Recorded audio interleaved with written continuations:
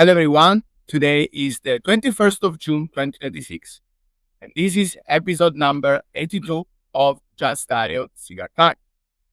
Let me begin by reminding everyone how last week I explicitly stated that, in my view, President Trump accelerated the entire timeline to reach any sort of compromise with Iran, even if it was quite bad for the US, in a rush to reopen the Strait of Hormuz.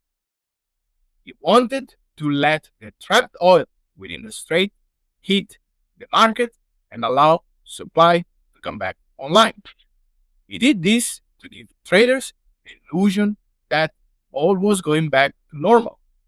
I said he behaved in this way because he was informed that the world was running out of oil supply and the critical point was very close. Few days later, he confirmed all I suspected. And there is no better way to make my point than sharing what President Trump himself said. Now, if I did the opposite, if I went out and continued to bomb them for another 4, just bomb the hell out of them, I'd get bad press on that. No, there's nothing I can do. But what this does is it allows the ships to go. If we keep bombing, those ships won't be going. And you're talking about $500, $600, $700 million a day. It's a lot of money. A lot of money. That's why the world is okay. It's liquid. It's fine. Also, we run out of reserves in about 4 weeks. You know, there are reserves all over the world, and we would really run out. And there'll be a time when you wouldn't be able to get it. And There is a problem, though. The timeline the market got is wrong. Furthermore, they are still ignoring the message President Trump delivered. If you pay attention, Trump started pushing hard to sign an MOU at the end of May. This was the exact point when the clock started ticking. No matter what happened, there was no chance the Strait of Hormuz would reopen so quickly. All the supply couldn't be normalized that fast. Furthermore, the 1.3 billion barrels of oil lost from almost 4 months of war could not tragically reappear in the tanks around the world. They couldn't bring the war back to the status quo of the 27th of February, before the war against Iran started.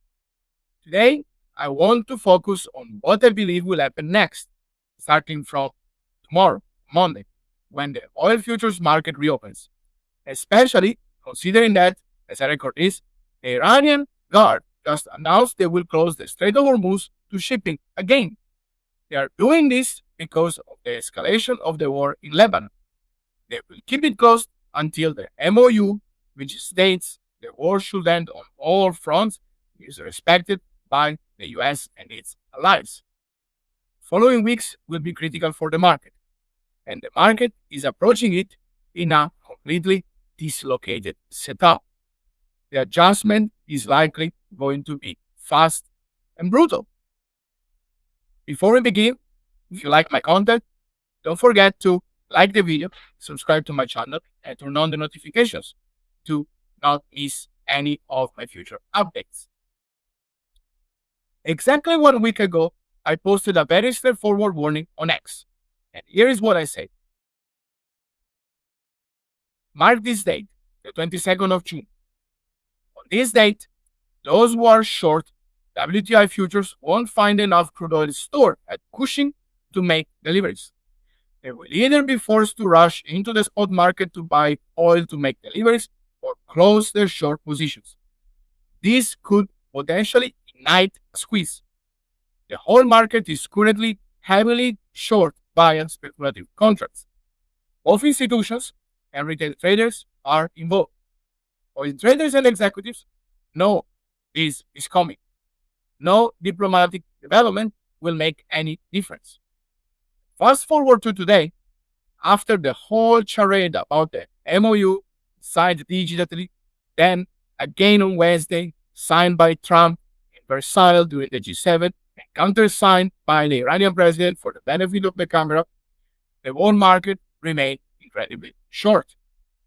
Not only is the USO ETF short interest currently at 130% of all available shares, not only the SCO ETF which is the 2 times daily oil short ETF, has assets under management still over $1 billion or near all-time high.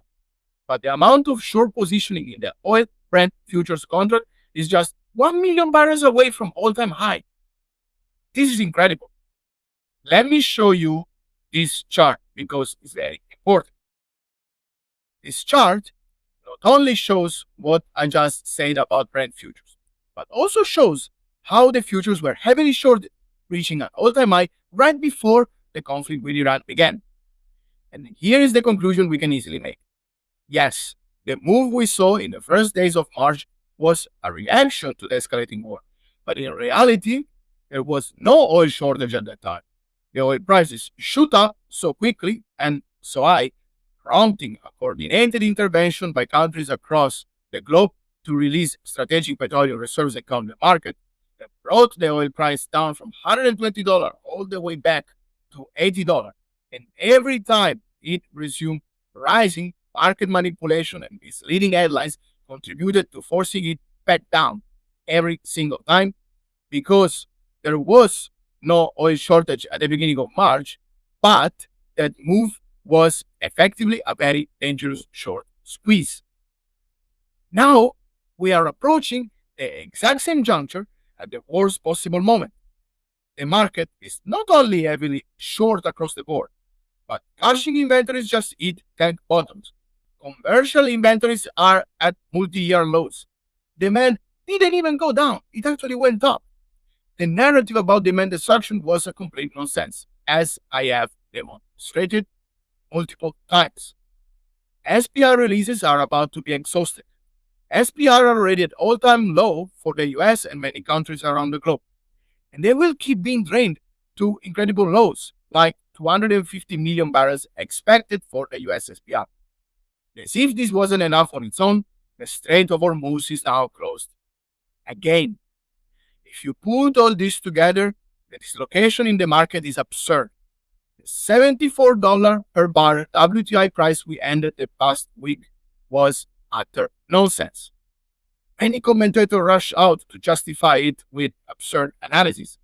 They stated we moved from a supply crunch to a supply glut. I mean, seriously. You're simply a clown trying to prove yourself right on the basis of a price action that has nothing to do with reality. It is simply the result of an incredibly misleading narrative and price manipulation.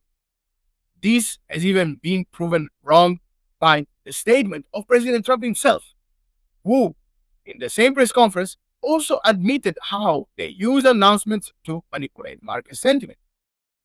This reality is now about to unravel in all its disruptive beauty. Allow me to say this clearly. The following week is going to be critical. Personally, I expect the US administration will come up with an narrative to calm traders. They will try to prevent a stampede in the market on Monday to cover all those short positions. But the rubber band is stretched too far, and the nerves are too tense. It doesn't take much for panic to ignite in this kind of situation. When you have so many trading algorithms, all in the same overcrowded trade, the risk they start to get squeezed all at the same time is very high. You might actually see incredible moves and volatility spikes as the price shoots up. This is the exact opposite of what happened on the 20th of April 2020, when the price crashed through the floor, negative because tanks at the time were full. So what can we realistically expect to happen? I believe they will try to kick the can down the road a little bit longer. But reality cannot be ignored that much longer. Eventually, starting from Tuesday and Wednesday, towards the end of the week, I wouldn't be shocked to see a significant upward repricing in oil.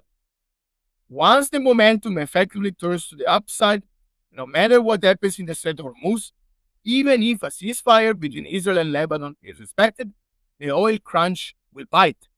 It cannot be avoided. And this will almost repeat what happened in 1973, when the oil price shot up and ended up 4 times higher than before the OPEC embargo on the United States. This happened right before the embargo ended, not at the beginning, not in the middle. And another proof that the market can be incredibly wrong in calculating the math and reflecting the reality in prices. If the momentum starts shooting upward, Trump doesn't have any room to maneuver this time. Maybe he will be so desperate that he will shut the markets. Who knows? He already gave Iran everything they asked for, in theory, paper, in the MOU, even if it is not binding.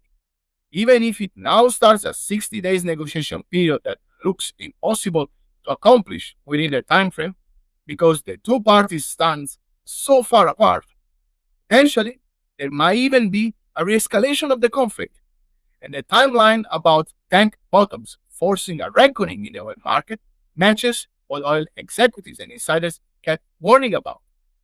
Between the last week of June and the first week of July, tank bottoms and the supply crunch will reach its breaking point. At that point, the oil price will be forced to go higher. And I wouldn't be shocked to see something similar to what happened to silver in January. It was in a similar situation, and then quickly moved. We could see oil price hitting all-time highs quickly. And let's never forget, the oil crisis we're living today has been the worst in history. The worst of 2022, 1978, and 1973, all combined. And despite this, the oil price hasn't even hit all-time highs yet. Gasoline prices haven't even come close to all-time highs either. And people want to believe the worst is behind us. But in reality, the worst is ahead of us. So, I expect oil to start shooting up because of repositioning in the market and a reassessment of the whole situation. Only after the price shoots up to all-time highs and potentially beyond will demand destruction come into play. Will eventually stabilize the price at its medium-term equilibrium. I believe that this equilibrium will be above $100 for the foreseeable future. If demand to restock commercial supply, especially ahead of winter, is sustained, we might even see prices drift higher again after the first shoot up of volatility. This could happen towards the end of the year or towards the beginning of the year. Because all this monetary inflation, we might not see prices come down anymore in the long term. The same thing that happened in the 1970s. Thanks a lot for listening to my update today. Thank you for supporting me on X and for reading my research on justdario.com. Be mindful of all the information out there. Collect everything from every source and try to do your own research every time. Take the best informed decision for your own situation, especially in these incredibly uncertain days. Have a nice Sunday and have a good week ahead. Bye.